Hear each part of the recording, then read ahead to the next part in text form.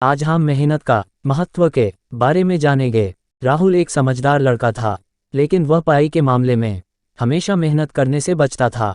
एक बार जब उसका पसंदीदा कप टूट गया तो माँ ने उसे बाजार से खुद जाकर एक अच्छा कप लाने को कहा। पहली बार राहुल को इस तरह का कोई काम मिला था। वह मन ही मन खुश हो रहा था कि चलो इसी बहाने उसे बाहर जाने को मिलेगा और उतनी देर कोई पीने के लिए नहीं कहेगा। वह पास के बाजार में पहुंचा और इधर उधर कप खोजने लगा। वह जो भी कप उठाता उसमें कोई न कोई कमी होती, कोई कमजोर होता तो किसी की डिजाइन अच्छी नहीं होती। काफी खोजने पर भी उसे कोई अच्छा कप नहीं दिखाई दिया और वो मायूस लौटने लगा। तभी उसकी नज़र सामने की दुकान में रखे एक लाल रंग के कप पे जा टिकी। उसकी चमक और खूबसूरती देख राहुल खुश हो गया और झट से दुकानदार से वो कप हाथ में ले देखने लगा। कप वाकई में बहुत अच्छा था। उसकी मजबूती, उसकी चमक, उसकी शानदार डिजाइन, हर चीज़ परफेक्ट थी। राहुल ने वो कप खरीद लिया और घर चला गया। रात को भी वो कप अपने साथ ले बिस्तर पे लेट गया और देखते देखते उसे नींद आ गई। वह गहरी नींद में सो रहा था कि तभी उसे एक आवाज़ सुनाई दी, राहुल, राहुल। राहुल ने देखा कि वो कप उससे बातें कर रहा है। कप, मैं जानता हूँ कि मैं तुम्हें बहुत पसंद हूँ, पर क्या तुम जानते हो कि मैं पहले ऐसा नहीं था? राहुल, नहीं, मुझे नहीं पता, तुम ही बताओ कि पहले तुम कैसे थे। कप, एक समय था जब मैं मामूली लाल मिट्टी हुआ करता था। फिर एक दिन मेरा मास्टर मुझे अपने साथ ले गया। उसने मुझे जमीन पर पटक दिया और मेरे ऊपर पानी डालकर अपने हाथों से मुझे मिलाने लगा। मैं चिल्लाया कि अब बस करो, लेकिन वो कहता रहा, अभी और, अभी और। मैंने बहुत कष्ट सहे। जब वो रुका तो मुझे लगा कि बस अब जो होना था हो गया। अब मैं पहले से काफ़ी अच्छी स्थिति में हूँ। लेकिन ये क्या? उसने मुझे उठाकर एक घूमते हुए चक्के पे फेंक दिया। वह चक्का इतनी तेजी से नाच रहा था कि मेरा तो सर ही चकरा गया। मैं चिल्लाता रहा, अब बस, अब बस।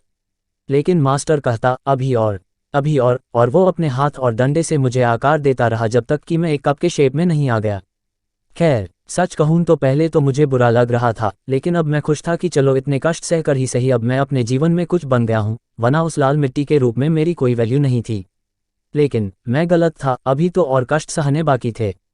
मास्टर ने मुझे उठाकर आग की भट्टी में डाल दिया गया। मैंने अपने पूरे जीवन कभी इतनी गर्मी नहीं सही थी। लगा मानो मैं वही जलकर भस्म हो जाऊंगा। मैं एक बार फिर चिल्लाया, नहीं, नहीं, मुझे बाहर निकालो, अब बस करो, अब बस करो।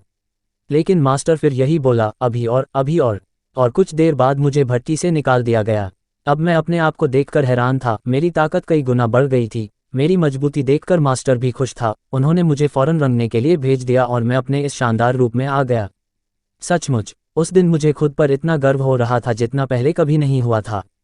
ये भी सच है कि उससे पहले मैंने कभी इतनी मेहनत नहीं की थी, इतने कष्ट नहीं सहे थे। लेकिन आज जब मैं अपने आप को देखता हूँ तो मुझे लगता है कि मेरा संघर्ष, मेरी मेहनत बेकार नहीं गई। आज मैं सर ऊंचा उठाकर चल सकता हूँ। आज मैं कह सकता हूँ कि मैं दुनिया के सबसे अच्छे कपों में से एक हूँ।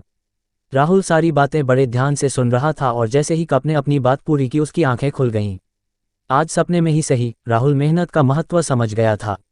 उसने मन ही मन निश्चय किया कि अब वो कभी मेहनत से जी नहीं चुराएगा और अपने टीचर्स और पेरेंट्स के कहे अनुसार मन लगाकर पढ़ेगा और कड़ी मेहनत करेगा। बच्चों, इस कहानी से हमें कड़ी मेहनत करने की सीख मिलती है, फिर चाहे वो पढ़ाई हो, खेल हो या कोई और चीज़। आपने सुना भी होगा, there is no substitute to hard work. कड़ी मेहनत का कोई विकल्प नहीं है।